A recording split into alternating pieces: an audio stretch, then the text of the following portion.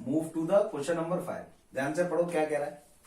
Half the perimeter of a rectangular garden, ठीक है, comma, whose length is 4 more than its width is 36। ध्यान से देखो, find the dimension of the garden. अब garden जो है वो रेक्टेंगुलर फॉर्म में है, तो मैंने मान लिया let the length be x और let the width be y. यहां तक ठीक है भाई। अब उसने जो कहा है उसको ध्यान से पढ़ो। पहले तो उसने लिखा है half the perimeter of a rectangular garden, फिर कॉमा, उसके बाद एक कंडीशन दे दी whose length is 4 more than its width. तो लेंथ जो है वो विड्थ से कितनी ज्यादा है, 4। लेंथ एक्स है हमारी, एक्स जो है वो विड्थ से 4 ज्यादा है। एक इक्वेशन तो यहां से आ गई, ठीक है। इसको मैं इधर ले आऊंगा तो x माइनस का y माइनस का 4 बराबर 0। ये हो गई हमारी इक्वेशन फर्स्ट। अब दूसरी कहां से बनेगी, हाफ द पैरामीटर।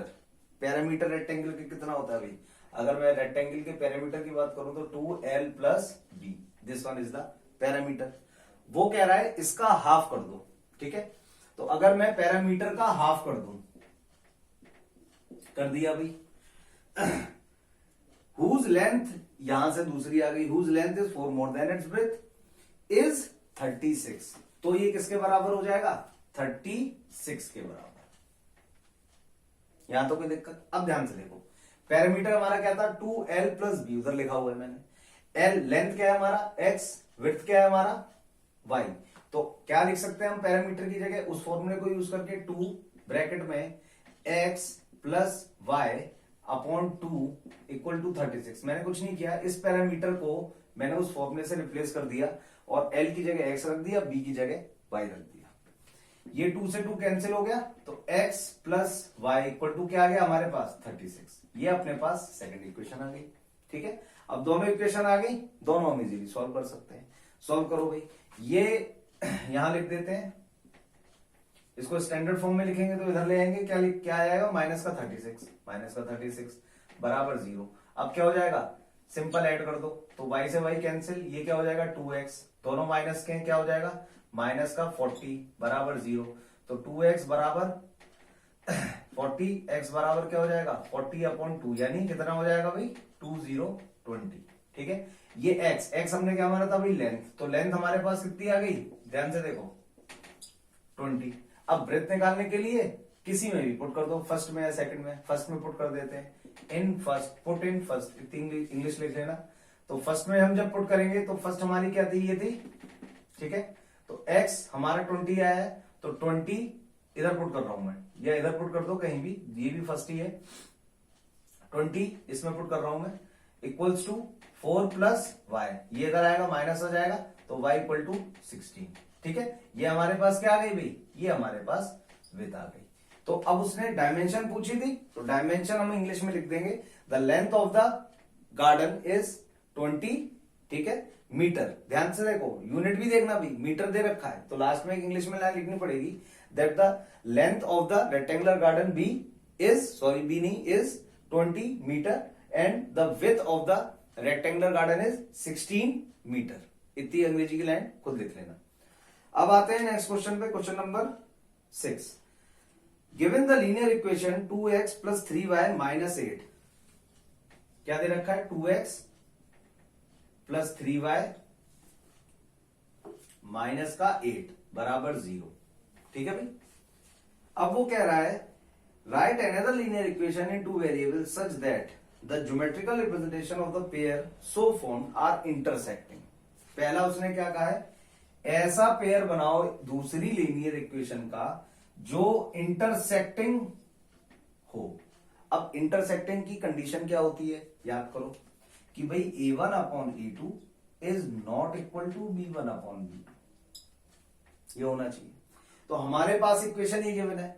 अब इससे एक सिमिलर इक्वेशन बनानी है ताकि हमारी जो कंडीशन बने वो ये वाली सेटिस्फाई हो जाए, ठीक है। लॉजिकल रीजनिंग क्वेश्चंस होते हैं ये। तो अब इसको ध्यान में रखते हुए इक्वेशन बनाओ और ये कंडीशन हो, तो a1 अपॉन a2 मान लो मैं ले लेता हूं सिंपल x, और अगर मैं इधर इसके साइन चेंज कर देता हूं, माइनस का 3y माइनस का 8 equal to 0, n number of equations बन सकती हैं इसकी, ठीक है। तो ऐसा कुछ नहीं है कि एनसीईआरटी के पीछे का आंसर ये आपका मैच हो, ये कंडीशन मैच होनी चाहिए, ठीक है। तो अब कंडीशन देखो, ये a1 हो गया, ये b1 हो गया, ये c1 हो गया। अब a2 हमने क्या लिखा है x, b2 हमने क्या लिखा है 3y, और c2 हमारा क्या हो गया माइनस का 8। अब कंडीशन चेक करो जरा, यही आ रही है कि नहीं आ रही, बिल्कुल आएगी। देखो a1 अपॉन a2 यानी 2 अपॉन 1, ठीक है भाई। और इसकी कंडीशन क्या आ रही है 3 अपॉन माइनस 3, 3 अपॉन माइनस का 3, तो ये क्या हो जाएगा माइनस का 1। क्या ये दोनों बराबर है, बिल्कुल नहीं है। तो ये अपनी एक इक्वेशन हो गई, उसने इक्वेशन पूछी है, ये हमारे पास आंसर हो गया। n नंबर ऑफ आंसर हो सकते हैं, ठीक है। ये फर्स्ट का हो गया। सेकंड आ जाओ, सेकंड में क्या कह रहा है वो, सेकंड में कह रहा है पैरेलल लाइंस।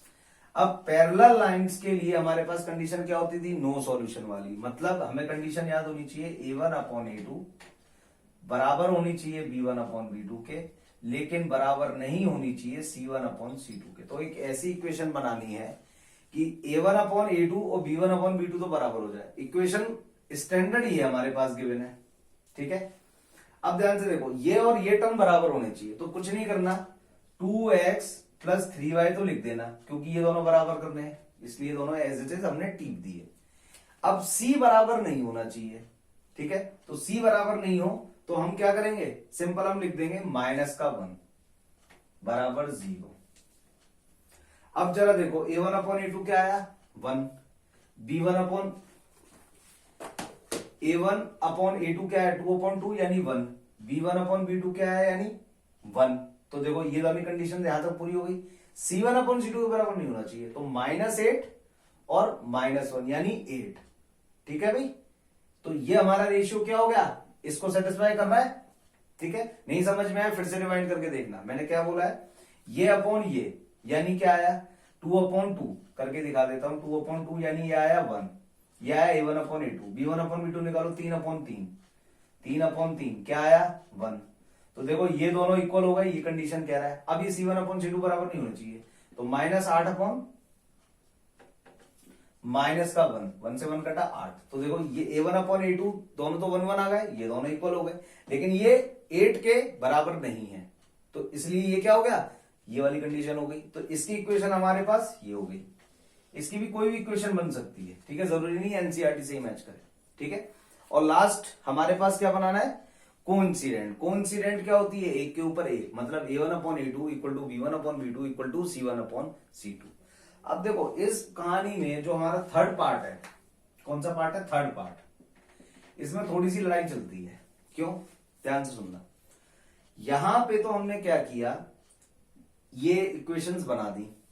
अब क्योंकि हमें कंडीशन चाहिए तीनों की बराबर, a1 upon a2 equal to b1 upon b2 equal to c1 upon c2, तो तुम्हारे दिमाग में करेगा कि भाई ऐसा है, यही इक्वेशन लिख दे रहे हैं simple, 2x plus 3y minus 8 equal to 0। But ये इक्वेशन हम नहीं लिखेंगे, क्यों, क्योंकि दोनों सिमिलर इक्वेशन हो जाएंगी, ठीक है, एक बिल्कुल कॉपी पेस्ट, ये हमें नहीं करना है।